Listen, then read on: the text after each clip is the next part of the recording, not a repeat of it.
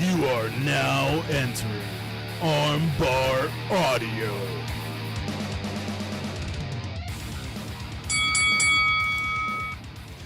Hello, everyone, and welcome to another episode of Armbar Audio. I'm your host for today, John Kearns. Joining me, as always, none other than the man, the myth, the legend, Tim Farley. Hello, everyone. Tim, we have a lot to cover today. Sure do. So- What is happening in the world of pro wrestling? We have a few topics we're going to cover. We're going to cover some the fallout from AEW Revolution. We're going to cover some New Japan Cup topics, and we're going to talk about some Impact Wrestling. Tim, I'm going to throw it to you. What do you want to start with? Oh, I guess I'll talk about the catalyst of pro wrestling, the King Switch, Jay King White. Switch Jay White. Boom, there he is. Doing things across 3 different promotions. He's hot as hell right now, and he has made Bullet Club more interesting than it has been in years. And why is that, John? Because at Impact, I believe, No Surrender. Yeah, No Surrender. He laid waste to Tama Tonga, and he struck first. Every other leader of the Bullet Club was kicked out and beaten up on their way out. Jay White must have been reading social media and watching New Japan while he was stateside and realized there was a threat to his throne. Yeah. Since then, the Gorillas of Destiny have went back to New Japan after the unsuccessful fight with the Good Brothers to win the Impact Tag Team Championships. And Tama yesterday, we're talking on Sunday evening right now. Yesterday, he put out a video talking about it and saying that the members of Bullet Club had to make a choice and that he felt that Jay White thought he was a threat. So at last night's New Japan Cup show, all of Bullet Club, including Bad Luck Fale, one of the original 4, alongside Tama Tonga and Carl Anderson and Fergal Devitt, all of them, except Jado, chose Jay White. And that includes the House of Torture. Yeah. There was a fantastic match between Tonga Loa and Shingo Takagi. And after that, there was Evil versus Tama Tonga. And Tama Tonga did not wait until Evil got in the ring. The brawl started on the outside, and for the most part took place on the outside. And that's where eventually every member came down and just put God and Jado to sleep. And now, we're not doing the under anymore because that came from the Firing Club. Yeah. We're back to the regular 2 Sweet. And honestly, in Impact Wrestling right now, there's a lot of interesting things happening. Yeah. One, we get to see Jay White, Chris Bay. Right now, Jay White had a fantastic match at Sacrifice against his former mentor, Alex Shelley, because whenever he came over on Excursion, he was in Ring of Honor.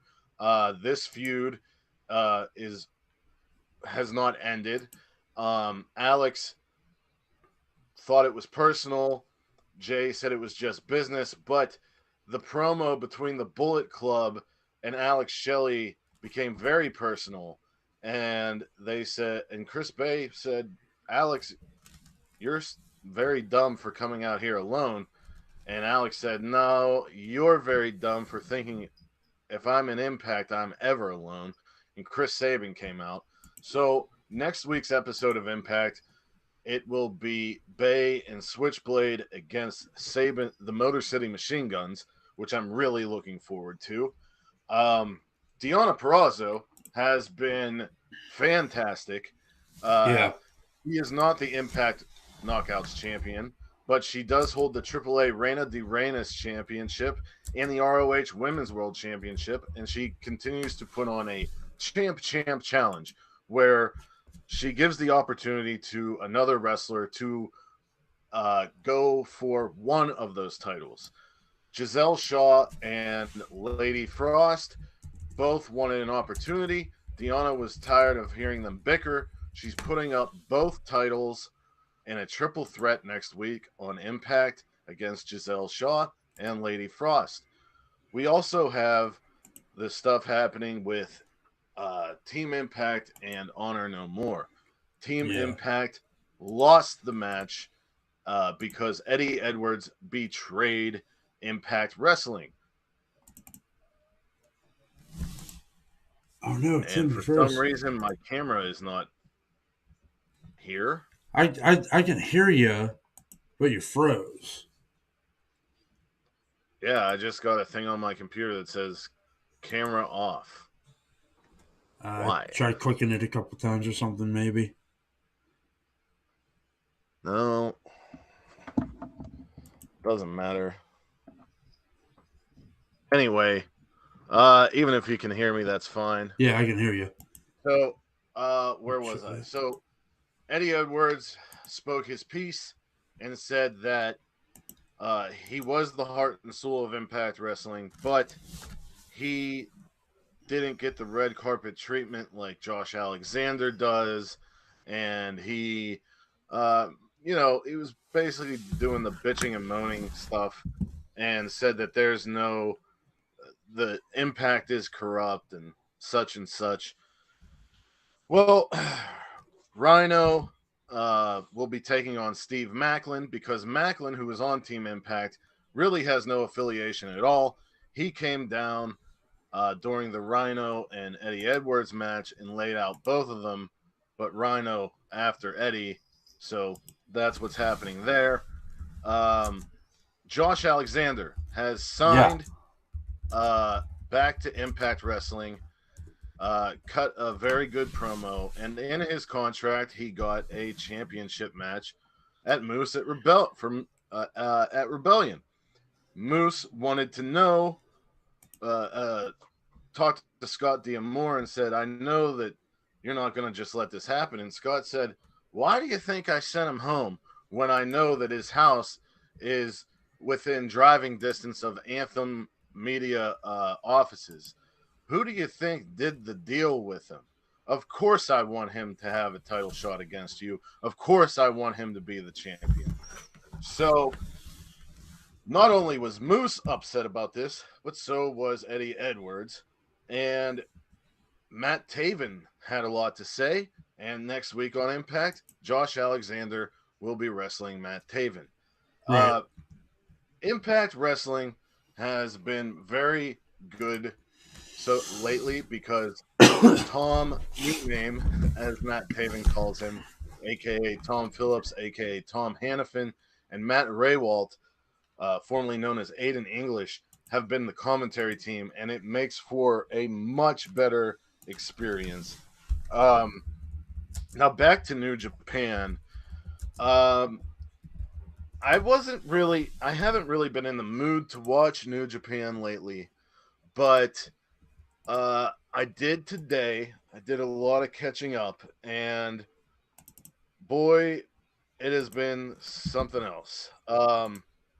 Before the New Japan Cup got started, the conversation was that the Great Khan was going to take the New Japan Cup this year because he had only lost one singles match in like 14 or 15 singles matches. And so far he's doing pretty good. I'll go over the current standings and such.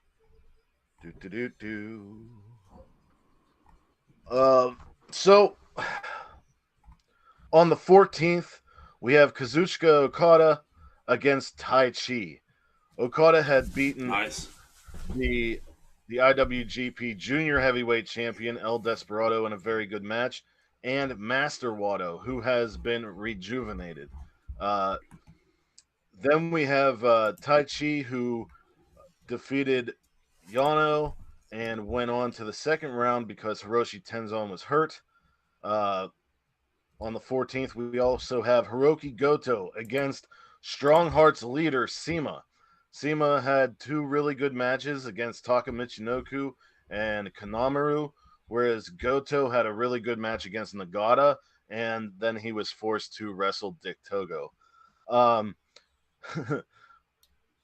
the next night, we will have Hiroshi Tanahashi, who defeated Yo and Bad Luck Fale against Tetsuya Naito, who has defeated Yujiro Takahashi and Gato. This match is very interesting to me because out of all the matches in the next round, I don't know who to pick here. But it will sure be a good watch. Yeah. The next match we'll have Jeff Cobb against Yoshihashi. Jeff Cobb had a great run in the G1 last year. Yoshihashi is not the Yoshihashi of old. He is the tag team. He is tag team champions with Hiroki Goto. Cobb has defeated Togi Makabe and Satoshi Kojima, where Yoshihashi has defeated Honma and Fujita, the young lion. We then have the Great Okan, who went straight to the second round because Kota Ibushi was in the tournament, even though we knew he was hurt. And in the second round, he defeated Taiji Ishimori, and that match was a very good. Taiji Ishimori targeted Okan's arm and used his submission knowledge and his speediness to his advantage. But Okan, he knows a lot of fighting techniques and is obviously more powerful. He will be going against Zack Sabre Jr., who defeated Oiwa, who's a young lion, and Doki, which was another fantastic match. Zack Sabre Jr. and Doki had a really good match on the 12th, I believe. Doki is really being able to show what he has instead of being like the fall guy for Suzuki Gun. Right. And so in that match, like I said, in the Ishimori match, he focused on Okan's left arm, and Okan, being the favorite for this tournament, he's going against a submission specialist in Zack Sabre Jr. So I wonder if they're going to play up that arm angle, because if so, we could see Zack Sabre Jr. Ending Okan's dreams of a New Japan Cup win. We then have the U.S. champion Sanada, who went straight to the second round. He beat Aaron Hanare in a very good match. He will be going up against the Kingpin Will Ospreay, who defeated Bushi and El Phantasmo. Right here, okay, whoever beats Sanada, whether it's Ospreay or if Sonata goes on to the next round and it's Okan or Sabre, one of those three guys, if they beat Sonata, that's the next U.S. championship feud. And I wouldn't mind if it's Okan. Then we have Shingo Takagi, who beat Ishii in an amazing match, and Tonga Loa in an amazing match against the Crown Jewel. I don't know whose Crown Jewel, especially not mine. Chase Owens. Definitely not Bullet Club's Crown Jewel anymore. He defeated Jado and Tiger Mask. Well, Chase Owens, you're not facing a old rundown manager or a junior heavyweight. You're facing the former IWGP World Heavyweight Champion, sir, and you are going to lose. Um, and the last third round match will be Evil, who defeated Taguchi and Tama Tonga, against Hiromu Takahashi, who defeated Sho and Minoru Suzuki. And Hiromu's match with Suzuki was fantastic. These guys chopped each other for like 10 minutes straight until it they did that shit again? Huh? They did that shit again? Hiromu's good for that spot. But it was more intense. Like, it wasn't like just the Dragon Lee thing. It was like overhands, regular chops, and it's Murder Grandpa, so it was completely sadistic. Yeah. But Hiromu was up to the challenge. But he will be facing Evil. With those names, John. Okay, I'll remind you. Okada and Tai Chi, who goes on? Okada. Okay, Goto and Sema. Goto. I agree with both. Tanahashi and Naito.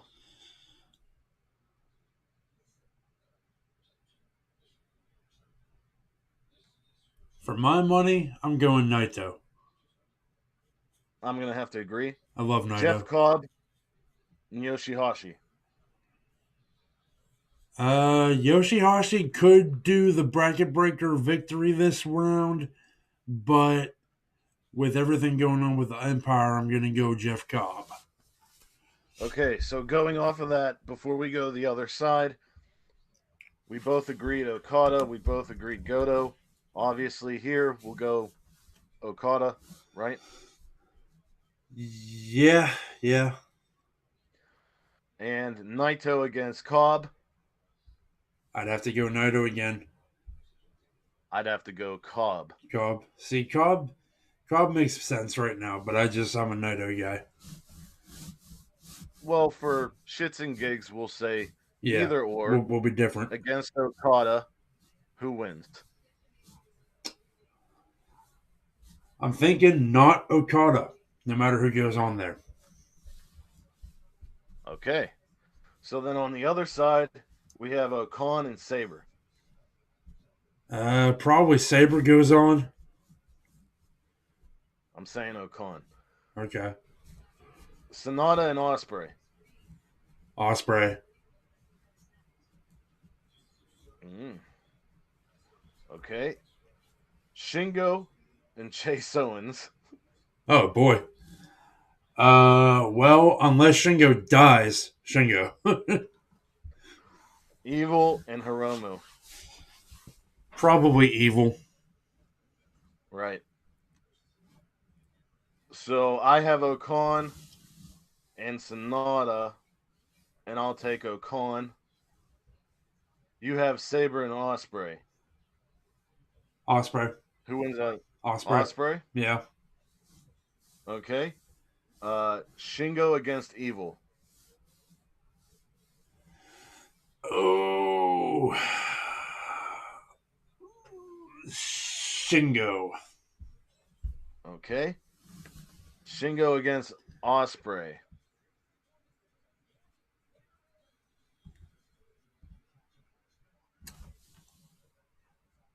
Oh. Ospreay. Shingo against Okan for me. I'm going Shingo. Yeah, out of those because two, then Shingo. that creates Okan for Sonata, which I like. And we have Okada versus Shingo in the Cup Finals, which is insane. And for you, mine would be have Naito versus Ospreay. Naito versus Ospreay. Yeah. With the winner obviously going to face Okada. Yeah, it's shaping up to be good. The first round was kind of rough, but it's starting to get really good over there. Also, New Japan will be running a show at WrestleCon, as will Impact Wrestling. Ooh. and there will be a lot of crossover there. Ooh. Especially if you like crossover stuff, start watching New Japan Strong. That show has Yeah, gotten a lot very good. better. The US of J Open Challenge is fantastic. We just had him face Swerve. He's faced Christopher Daniels.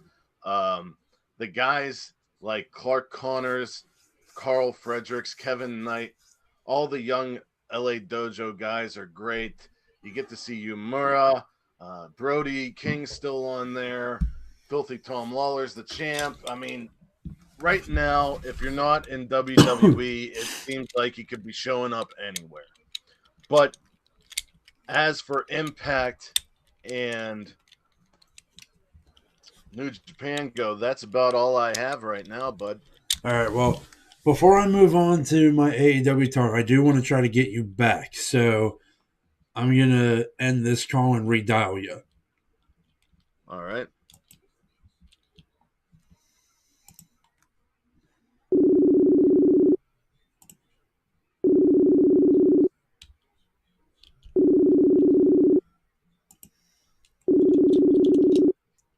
I hope we can get Tim back.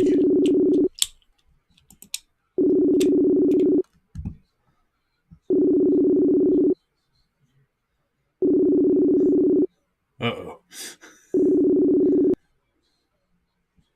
And here I Hey, am. there we go. Yeah. I wonder what After happened to your all that camera. talk. Hey, but we got you. All right, so yeah, a lot of moving parts with AEW post Revolution, dude. Like, honestly, a pretty insane amount. Well, before we get to AEW, I'm sorry. I That's do okay. want to add, there are some talking points here. Josh Alexander talked about how all he wanted was a title rematch, and obstacles kept getting in his way. Right. He defeated Jonah. He defeated Charlie Haas. He defeated Minoru Suzuki. And now Honor No More seems to be stepping into that obstacle spot. Once we get to Rebellion, John, who do you think's taking that, walking away the champion? Josh Alexander. It fucking better be. Yeah, it Because fucking better be. We know he's great in the ring, but recently, like his promo this past week and the week whenever he got sent home, he's money, man. I think he's great. He's like a. I don't want to say he's like a Kurt Angle because Kurt Angle also had that comedy aspect to him. Hey, But if dude, you take up on the match in the background, it's our fucking king, MV Young. yeah, That's our boy, friend of the show. That is Prestige and West Coast Pros. I just noticed that, 7. friend of the show, MV Young, doing the graps on the TV in the background. So what I was saying was, if you take the comedy aspect out of Kurt Angle, yeah, you got Josh Alexander. Yeah. Dude's money. Also, how do you feel about Honor No More and Eddie Edwards? I really like Honor No More. I still don't quite understand the inclusion of Eddie Edwards, but I'm rolling with it. Well, Eddie, you have to understand, before Impact, he was Ring of Honor. Yeah. That's where him and Davey found each other. And he was basically saying how they are Honor No More, and they came from Ring of Honor. He's saying Impact is corrupt, so I'm not going to represent Impact like I did. Right. So, I mean, I really like Honor No More as a faction. I do too, and it's really. I'm actually a pretty big Matt Taven fan. I know that's not the popular opinion, but I've always been a Matt Taven guy. And Impact is perfect for Taven. Yeah. Even when ROH comes back, I'm a big Matt Taven guy. Stays in Impact. Yeah. I just think he really works well there. And Vincent has been great. I love it. Maria and Matt. Mike are always great. I will say I popped like crazy when Josh Alexander says when you win titles, the company shuts down or something to that effect. He said that to Matt Taven. Right. Right, yeah. And then Taven said, well, at least whenever we lose our titles, it's not in front of our wife and kid or something like that. The savagery. So yeah, it was something. Deonna Purrazzo, is she the best female wrestler, or is she the best technical wrestler? Who is going to stop her? Because right now in AAA, Taya has the number one contendership spot. But we don't know when that's going to happen. Right. So, like, what are your thoughts on Deonna Purrazzo? I mean, I really like Deonna Purrazzo. I think if she's not the best out right now, she's definitely one of them. I think so. I think her, Thunder Rosa, Britt Baker. If I'm going to throw a bone to WWE, I'd say Sasha. I'd say Sasha before I said Charlotte, honestly. So would I. But yeah, I think Mickie James is up there as well. There's a ton of women's wrestlers that are killing it right now. Jordan Grace, Io Shirai. If you're looking on the indies, you got Allie Katch, you got Billy Starks, you got Kimberly. Deonna is wrestling Billy Starks. Deonna is wrestling Billy Starks. When is that happening? Do you know? I think it's at WrestleCon. I think it's the WrestleCon big show. Hey, another friend of the show on the TV back here. Yeah. How'd you pick this show specifically, Tim? It's one I want to watch. It's the show that all of our friends are on. But anyway, so I think Deonna's Impact run has been fantastic. Right now, the Impact Knockouts champion is Tasha Steelz, and I'm very happy about that. Tasha Steelz is another one. NWA, she has been on an upward trajectory, and I find it kind of bittersweet for Kiera Hogan, who left Impact and left Tasha to greener pastures in AEW, and she's nowhere to be seen, while Tasha just defeated Mickie James. But Deonna Purrazzo is not one of the best female wrestlers. She is one of the best wrestlers right now. And I don't know. I think that can be said about all the women that we named. I agree. And I don't know who's going to beat her, but I know for a fact that I want to see her in Bloodsport again. I want to see her in CFU. She is just so damn good on the mat. It's unreal. And my last question, with all of this talk, possibly the biggest thing that I mentioned. Now that it seems that Tama Tonga and Tonga Loa and Jado are out of Bullet Club, where do they go from here? And what about their younger brother? Hikuleo. There is nothing being said about Hikuleo. Yeah. Right now, he hasn't been on Impact. He's been on New Japan Strong. And we know that New Japan Strong tapes in advance. So, we saw him this week, but obviously it didn't happen whenever this happened, or you know what I'm saying. So, I mean, where did God go?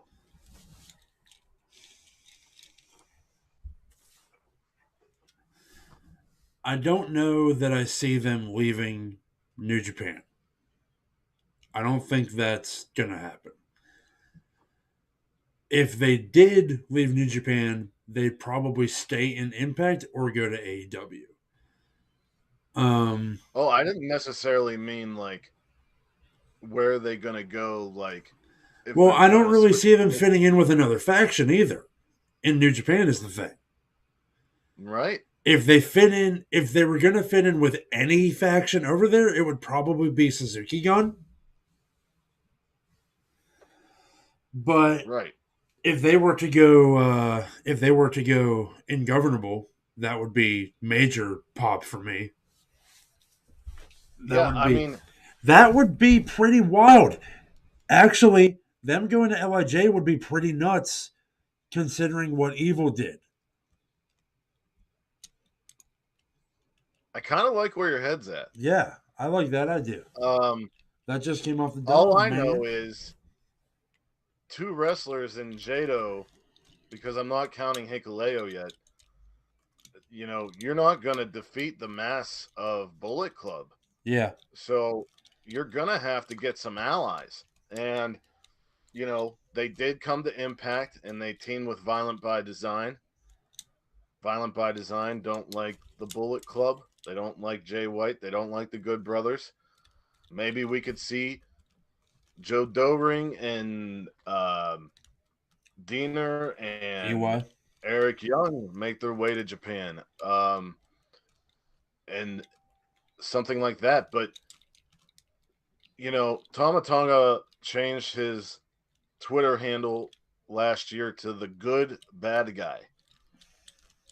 I wonder if we see good guy Tama Tonga. Yeah. All I say is that it's very interesting.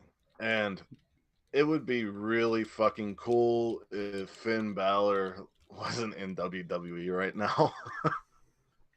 And AJ. Yeah, but more so, I mean, more so Finn, because, for sure, like, you know, he OG. was the original leader. So, like, him and if Tama. he came back and was like, I'm on Tama's side, I don't know this New Zealand cat who keeps saying he's the last real rock and roller when I am the real rock and roller. Like, I would lose my mind, bro. Lose it. Absolutely. But let's go into AEW. You want to talk about some AEWs? You want to talk about some Revolution Fallout? You want to talk about the Jericho Appreciation Society? That's what I'm going to start with, because it's chronological. It should have been called Inner Circle 2.0. That's what I said too, but I'm perfectly fine with JAS. I tried to hashtag it, but the point ruins the hashtag. So AEW Dynamite kicks off with Eddie Kingston. Comes down to the ring. Actually, it kicks off with Jericho. Jericho came out first. So the influencer, Chris Jericho, addresses Eddie Kingston after Jericho's loss.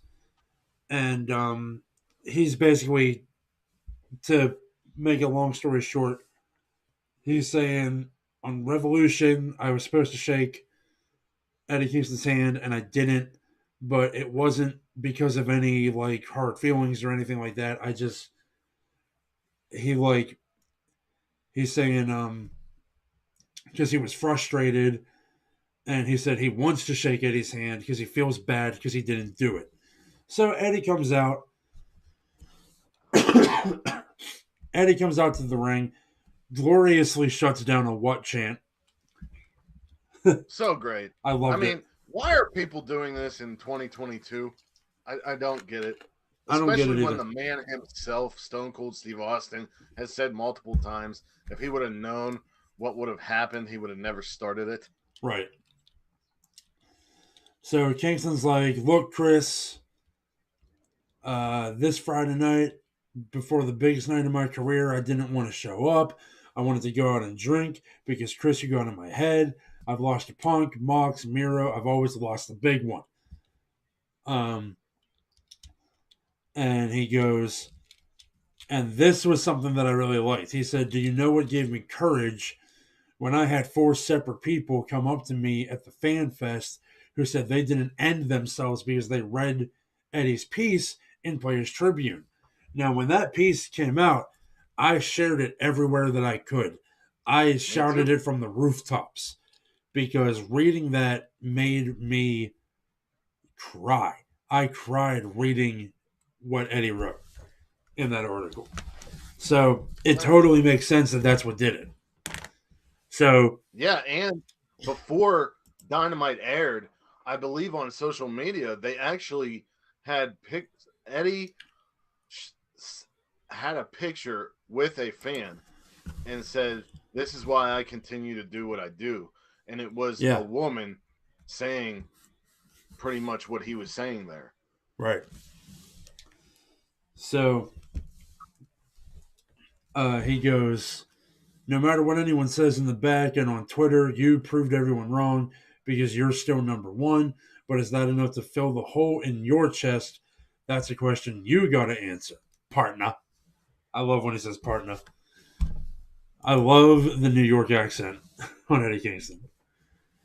Right? Jericho says, Eddie, everything you said was right. Eddie, I respect you. I thank you for giving me one of the best matches in my career. I'd be honored if you please forgot about all that other stuff and shook my hand. Kingston accepts, which brings 2.0 and Dan Garcia to the ring. They swarm Kingston and Jericho, and Santana and Ortiz come out to even the odds. So you got Jericho, Garcia, Hager, and 2.0 team up and attack Santana and Ortiz and Eddie Kingston. And we're saying, what's going on? What is this now? Are we seeing the full implosion of the inner circle? Because on top of all this, Sammy's nowhere to be found anyway. So him quitting the inner circle, real. He's not out there. So Jericho, they take care of all that. Kingston takes a quite scary bump to the outside through a table where it looked like he almost missed. Yeah, Hager did like a shield power bomb, yeah. Kinda. Shield bomb. Jericho takes the mic, says, this is the Jericho Appreciation Society, and that's entertainment. So what do you think? Well, other than the name, I like it. When 2.0, no, I like the name.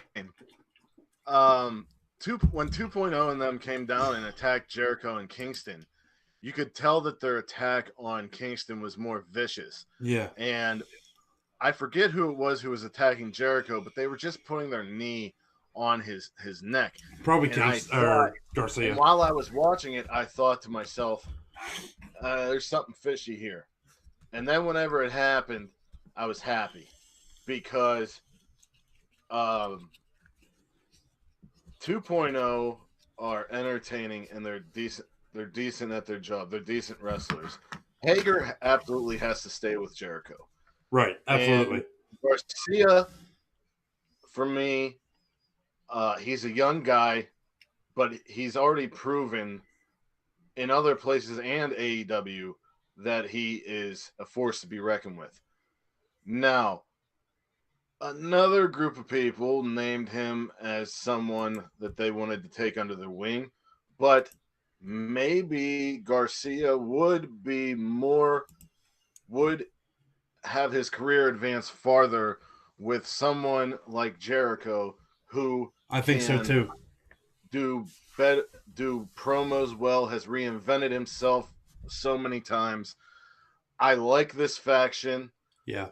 I love it. Ortiz and Santana with Eddie Kingston. Obviously, we need 2 more members to help them out. If they're gonna bring anybody in, I could think of a few people. Who do you got? Especially Homicide or Hernandez or Low Key. But if they don't, then another 2 people I could see helping Eddie and Santana Ortiz, but I don't think they'll go that route because those other people seem to be focused on their own thing. Who's that? As I like to call it, the Death Dragon Dojo. The Death Rider, John Moxley, and the American Dragon, Bryan Danielson, under the tutelage of Lord Regal. Speaking of the devil, that's what we're going to talk about next. So at Revolution, I really like. hold on. You're going to talk about the Workhorsemen against them. Yeah, right? yeah. At Revolution, really we saw like- a myriad of debuts, shock debuts.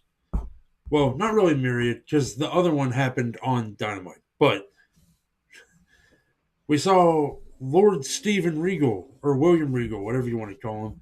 I prefer Lord Steven, but that's just me. Well, I've heard them call him Lord Regal and William Regal in AEW. So, well, I like Lord Regal then. That's what I'll call him. yeah. Lord Regal storms down to the ring while John Moxley and Bryan Danielson, Jesus Christ, Bryan Danielson, they had their match, and they said that they would be cool after the match, and they weren't being cool. They were being naughty boys. So Lord Regal had to come and smack him around a little bit, and he did exactly that. The slap served around the world, as I called it. But this led on Dynamite to their debut as a tag team against the Workhorsemen, which were J.D. Drake and who, Ted? Anthony Henry. Anthony Henry. And I really liked that this wasn't just a squash. Anthony Henry got to show off his skills. Yeah. J.D. Drake got in more offense than I thought he would. But ultimately, J.D. Drake got a Death Rider on the outside or paradigm shift while Danielson hit the Busaiku knee on Henry, I believe. Yeah. But the real story came after the match, I'd say. Yeah, I'd say so as well. So Tony Schiavone comes into the ring to interview Moxley and Danielson. I almost called him Daniel again. I'm losing my mind. You're getting JR brain. I feel like JR calling John Moxley Dean Ambrose. He's done it. If you don't believe me, it's real. He's done it. William Regal puts the team to the side and decides to address his loyal subjects, we'll say. He says, Tony, it's been 29 years since we stepped into the ring together. My time is flying by. I'm 53 years old. I've lived more than a hard life with battles with self and battles in the ring. Too many broken bottles and a few broken hearts. What I'm out here to do with these incredible gentlemen here, well, it's the first time that I actually got to thank you, Tony, on camera, because 29 years ago when I got here to the States, you were someone that really helped me out, but enough with being a nice guy. Time is ticking, and for 2 months I totally checked out of this industry. And then somebody told me that my friend Bryan Danielson mentioned me on AEW Dynamite. And then I had to go and watch, and then I found out that my great friend here of 21 years, Bryan Danielson, was going to go and fight John Moxley. Many of you might only know me because Bryan Danielson always mentioned my name wherever he was, whether it was in Ring of Honor or here. And the first thing I'll do is sit down and make a better wrestler if someone is willing to put the work in. Bryan Danielson is the perfect wrestler. True.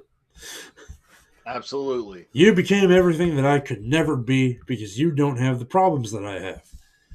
Then 11 years ago, I met you, John Moxley, and for a whole year, the psychological and the physical problems that we put upon each other, we'd make the devil cry. And then I heard you two were going to knock the stuffing out of each other. And then I thought, what better than to have these two perfect wrestlers to teach the next generation? So just a warning to every person that steps in the ring with them. Well, he called Danielson the perfect wrestler. And Yeah. He called Moxley like a psychopathic,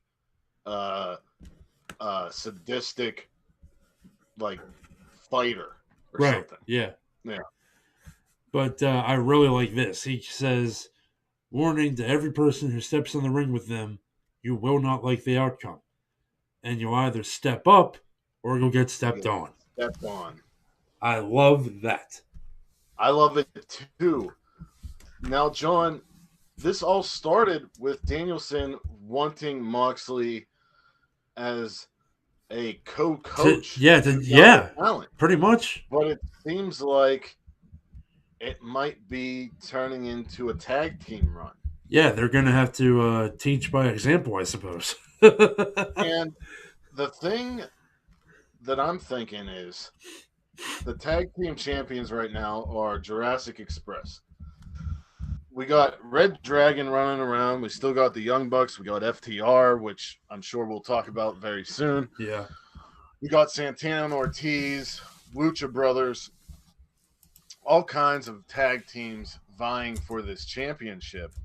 And you, me, Sid, a lot of people want the next champions to be Santana and Ortiz. Yeah. But this team of Moxley and Danielson, It's going to be hard to beat. if they're going after tag team gold, they're getting the tag team gold.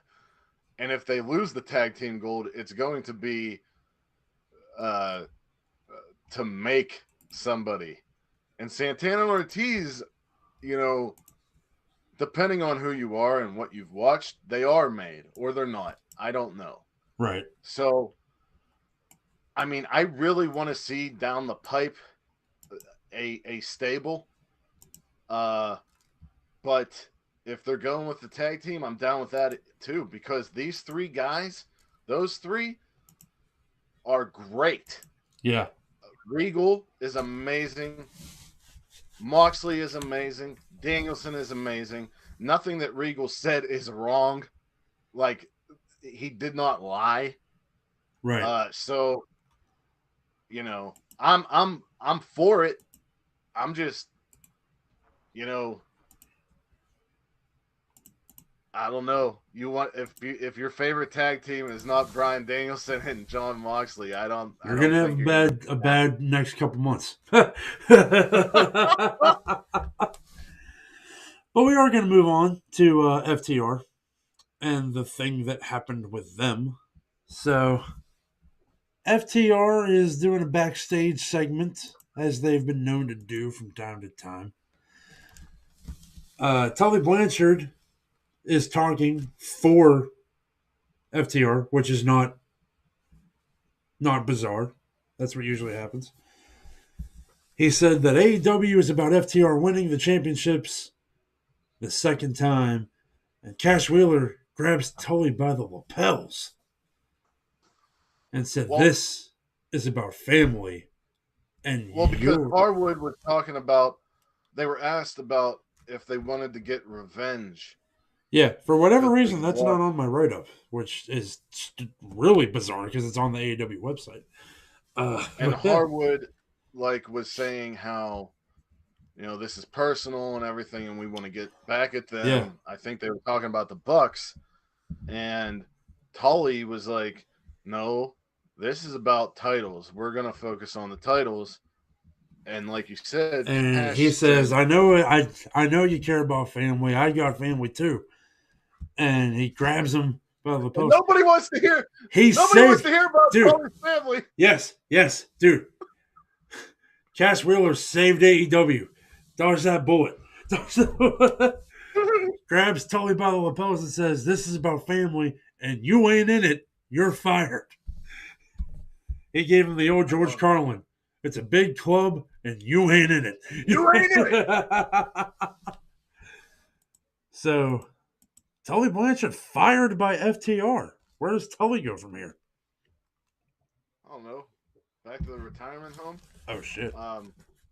Maybe he joins Arn Anderson in the Nightmare Family. Maybe he stays by MJF's side. Maybe he fucks off. I don't know. I don't really care. So FTR wants revenge. Do you think they're going to get revenge? I think at Supercard of Honor, it would be really dumb if Tony Khan doesn't book Briscoes and FTR. That's what I think. That's been on your table for how many years now, bud? Well, it feels like years, but it's really only been one or so, I suppose. Ever since Ring of Honor decided said that they were done. So like half a year maybe. Moving on, we have the Andrade and Hardy Family Office emergency board meeting. Because I really liked how Matt Hardy's boys lost, and he's pissed. I like how Matt Hardy made a comment about, I'm not here in a suit because being in a suit makes you automatically an asshole. You know that, and you obviously know that. He was talking to Andrade and his Jose or whoever the fuck. Yeah, Jose the assistant. Yeah. So you got Big Money Matt Hardy, Butcher Blade, Private Party, Isaiah Cassidy, Mark Quinn. You got Andrade Idolo with Jose the assistant. Andrade says that they need to take a vote because they're not happy with Matt Hardy. And Matt says, well, hey, you might not be happy with me, but I got my boys. My boys are with me. I tried to turn him into Matt from 2.0. Yeah. You made me spit out half my drink. That's all right. That's what the people, you got to give the people what they want. It. But yeah, you want to taste wet, baby. So they're going to do the old thumbs up or thumbs down vote to whether or not Matt Hardy stays in the Hardy Family Office. So, Private Party, of course, 2 thumbs up. But when Matt turns his back, thumbs down. And boy, they just proceeded to beat the shit out of Matt Hardy. It was brutal. That man was stuck in an endless loop of ass whooping. So we got until the Painted Fellows came down. The Painted Fellows, yeah, the Brothers in Paint. But yeah, Darby Allin and Sting come down to even up the odds. But the odds are still not good for Darby and Sting, said Jim Ross. Darby and Sting charged right in to help Matt. Now, hold on. Yeah. Let me tell you, I was at work when I was watching this. Yeah. And my coworker was in the room. And I said, yo, if Jeff Hardy shows up right now, I'm going to mark out. And all of a sudden, the Hardy Boys theme music comes on. He comes out. I got off the couch and started doing the... Oh, were you doing it? Yes. Oh, I was doing it, dude. That's fucking awesome. Jeffrey Nero Hardy is all elite, baby. And he looks so good. And everything he did was so good. And like, I don't know if you noticed, John, but at the end of the segment, he was locking eyes, or someone was locking eyes with him. And who was it? Darby. Fucking right. And I said, fucking, I want to see Darby and Jeff Hardy. Yes. Well, I watched this with Mom, obviously, but she's looking at Darby and just thinking like, God, his mind must be fucking blown right now, because he's younger than us, but for guys our age and a little younger, the Hardy Boys pretty much are professional wrestling. I mean, they're one of the names that is on everybody's mind when they talk about wrestling of that era. Yeah. So, and I mean, they've always been dope. That would have been the wrestling that Darby was watching. So he's like starstruck a little bit, maybe. But right. Yeah. If we're thinking that Sting's his dad, then Jeff Hardy's his older brother. Yeah. But yeah, dude, Matt Hardy hits a twist of fate, and I'm yelling on my fucking couch. I'm saying, Jeff, get your ass up there.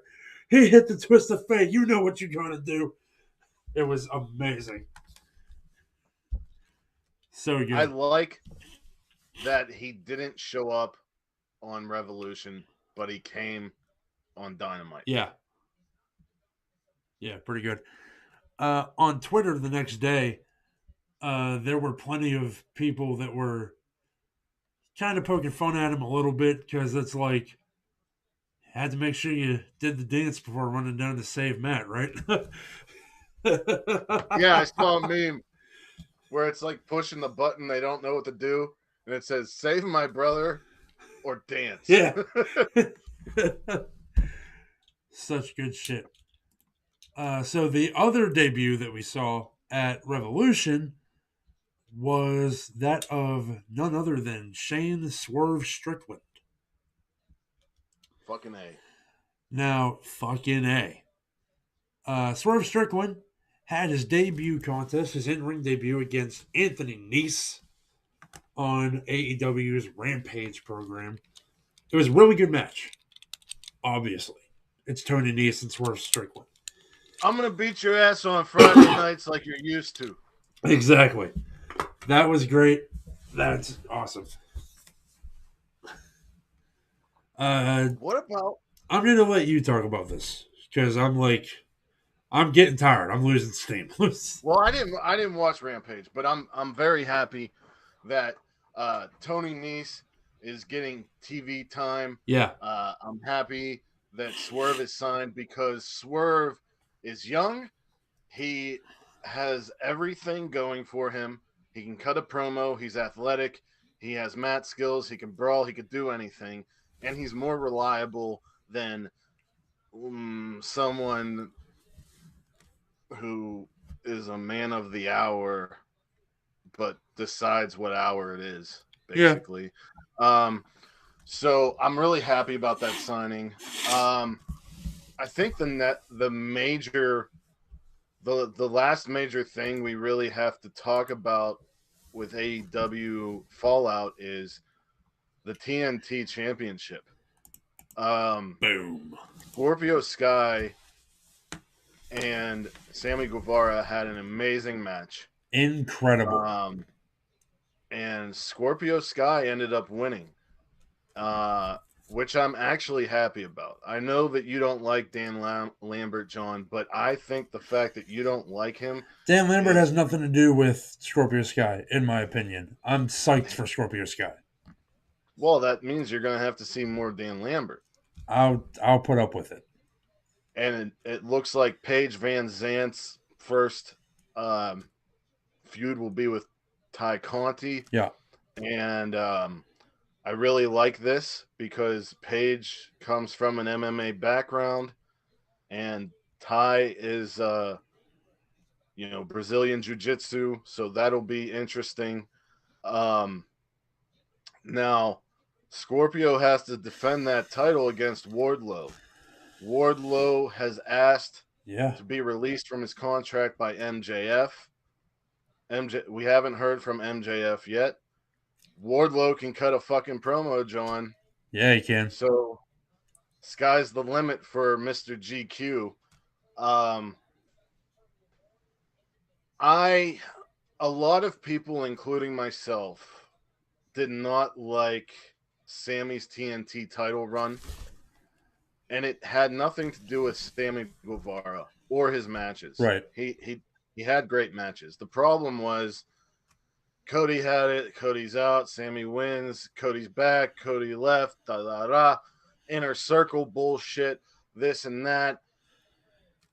So there wasn't a lot of there was a lot of shit holding Sammy back. Yeah. I want this TNT title reign for Scorpio Sky to last a while. It doesn't feel like a lot of the TNT championship reigns have lasted long. Of course, we always remember Cody's run because he opened it up to people like Eddie Kingston, who got signed, and Eddie Kingston, Warhorse. They got major eyes on independent wrestling. Of course, we remember Brody Lee's run. Yeah. And, Darby, Miro. I mean, it's all good, but there hasn't been like a person who has held that title for a while. At least it doesn't feel that way. You're leaving a name out. Miro.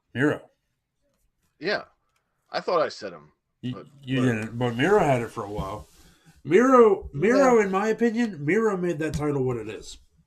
Who just signed a 3-year deal, but I haven't seen him He's since he injured. lost to Bryan Danielson. He's injured. Oh, okay. Thank you. Go But on Twitter. I want to see Scorpio Sky hold this title for a while. I think MJF is going to cost Wardlow that match. Absolutely. Because MJF, okay, so before Revolution happened, a lot of people were online or on their podcast saying, CM Punk better not beat MJF because it's going to ruin his heat and all this other shit. Stupid. No, it's not.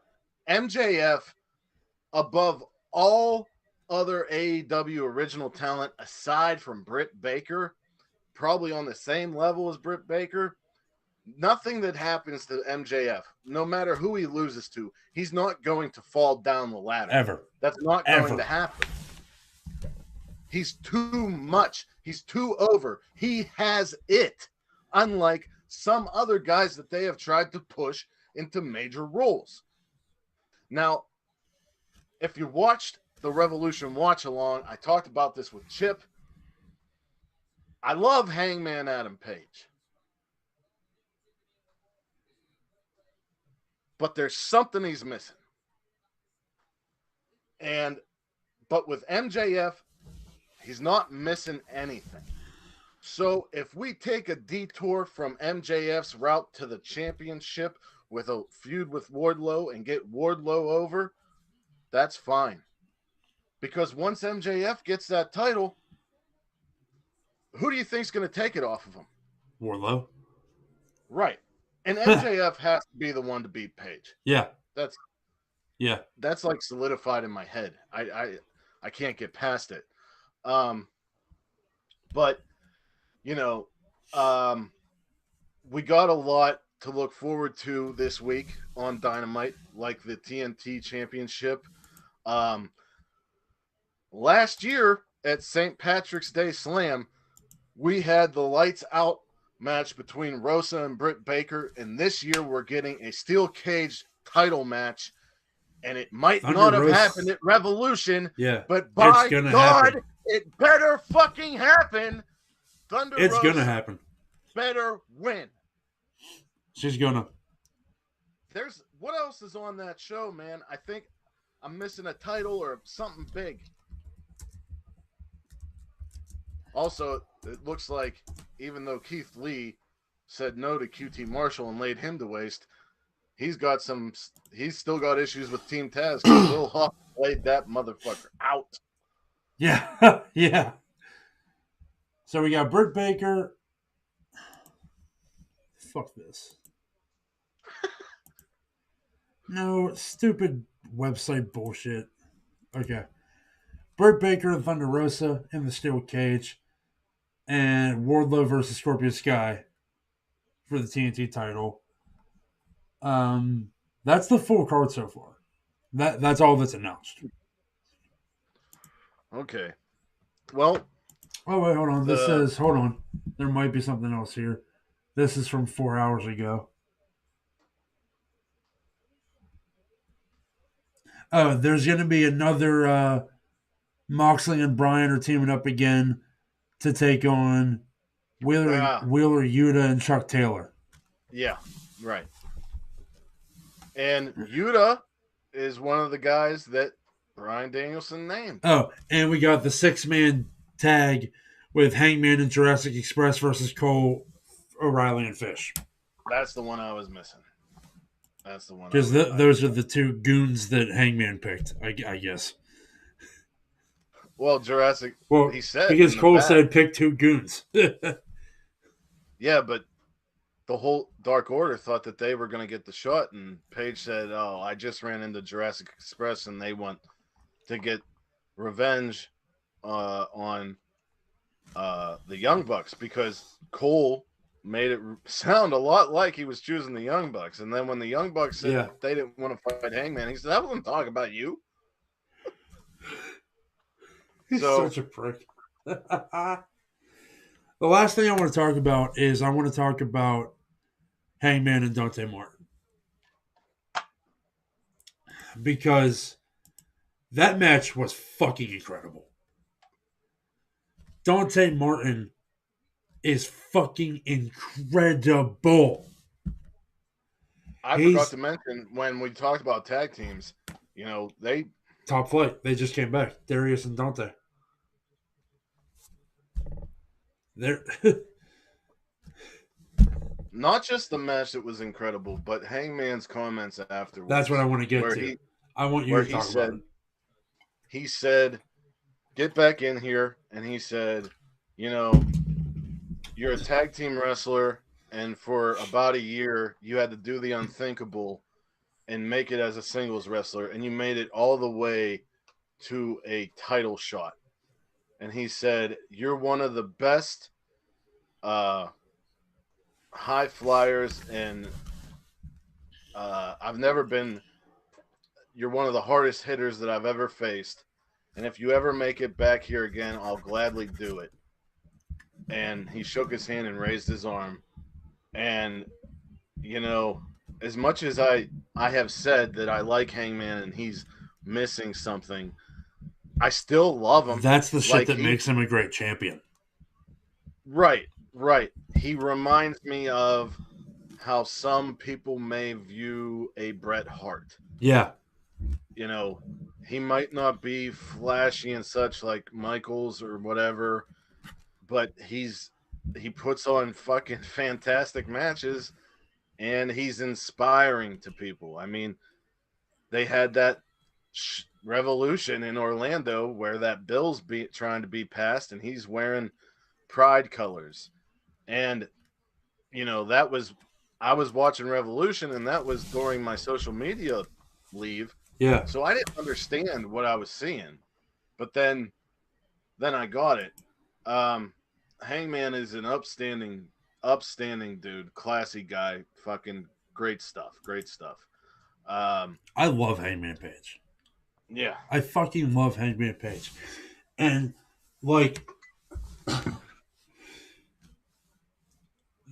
the way that you say there's something he's missing, that might be true, but there's just something about him that makes me want him to never fucking lose that title.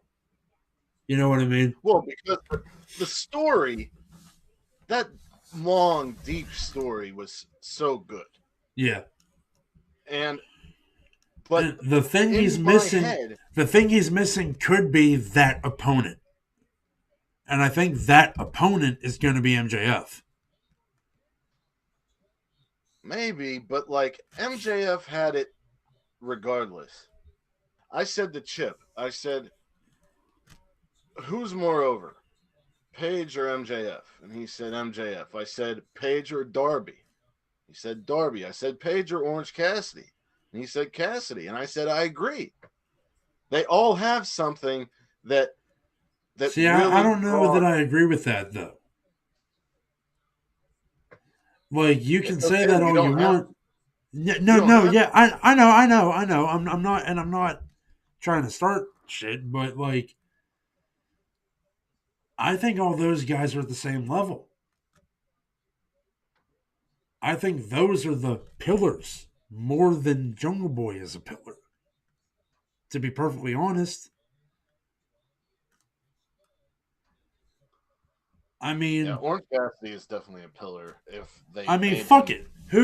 Who says there can't be 5 pillars, bitch? Yeah, there's 5 pillars. Is there a limit on pillars? There's 5 pillars. Can we get more pillars in here? It depends on how big the building is. God damn it! And AEW is a big building. Right. The 5 pillars of AEW. With that, wherever you are in the world, whether it's morning, noon, or night, you have a great one, and peace and love to all of you. Bang. Bang. Sucking ass. Fuck you, John.